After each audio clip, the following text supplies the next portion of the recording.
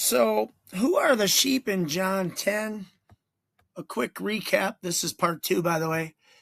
John Calvin and A.W. Pink talk about the total wickedness, depravity, foolishness, stupidity, the lowliness, the deadness of, the unregenerate man, unable to respond to the appeals of God, to the gospel, to the scripture, to creation, etc. So RCC, by the way, for me stands for Reformed Calvinist Christians. It's just my little acronym there. So the reformers, you can read this for yourself if you want, they talk about men's hearts being perverted, being haters of God. These are some scriptures they like to use for that support. They talk about the only way anyone comes to be saved is irresistible means and drawing. And again, this has to do with the sheep, so stick with me. John 10. I'll try to go fast.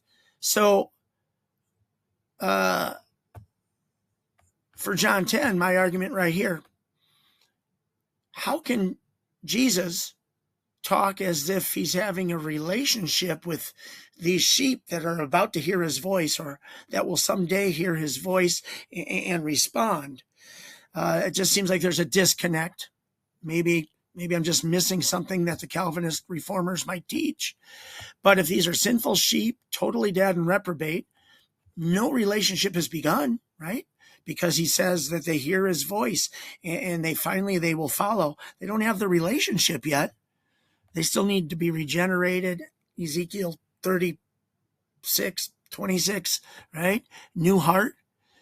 So according to John 10, speaking of sheep as if they're elect, okay, but the elect aren't able to have a relationship until they've been made new. So I scratch my head, right? You can read that for yourself. They use these scriptures again. RCC uses these scriptures, right? For the state of unbelievers, which aren't those the sheep that haven't followed yet, who haven't heard the voice, but they will.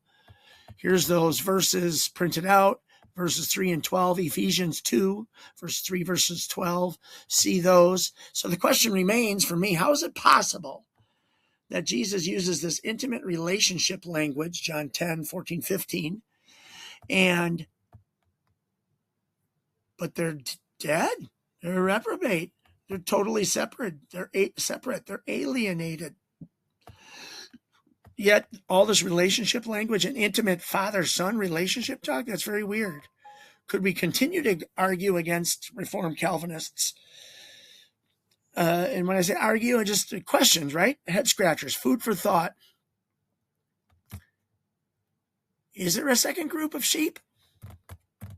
I mean, would they teach there's a second group of sheep? It seems to me that they could only have one group of sheep, because if there was two groups of sheep, then who are the other people that are following or not following? Or I should say, who's that other group of sheep that are hearing or they're not hearing? Well, wait a second. Something's off, right? Well, let's see, born into Adam. Read that for yourself. Again, that's what the Calvinist teaches, right? Or the Reformer teaches.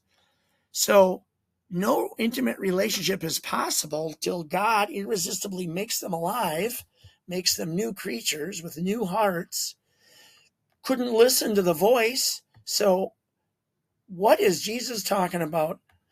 What an uncareful speaker he is, because he goes on and he says, oh, I have other sheep. Now, I think I know what the Calvinist reformers will say, but I think this is an argument against you, because you want to use sheep as the ones who are reprobate and then they follow. But there's a second group of sheep that Jesus is talking about, Gentiles who will someday listen to their voice. Acts 28, right at the end of the chapter, is just one that comes to mind. Paul is talking, Luke is writing, and says, look, I talked to you Jews, you were the original sheep, you could have been the ones hearing, but now I got to go to the Gentile sheep. So which of these two concepts makes the most sense? Jesus is teaching us a second group of sheep will listen, or that there's two different groups of sheep. One won't listen. I don't know. Again, I don't remember what I wrote right here. It's been a long time since I wrote that, but aha. So head scratchers abound. Who are the sheep in John 10? Why the multiple groups of sheep if all sheep just follow? Why would Jesus say, hey, I'm talking to you, sheep, but you're not listening, so now I got to go to another group of sheep that will listen? Why the contrast? That seems like uncareful speaking, confusion by Jesus, or maybe it's just confusion by men with free will that can use their faculties to decide what the Bible's saying, and sometimes they get it wrong. Just a thought.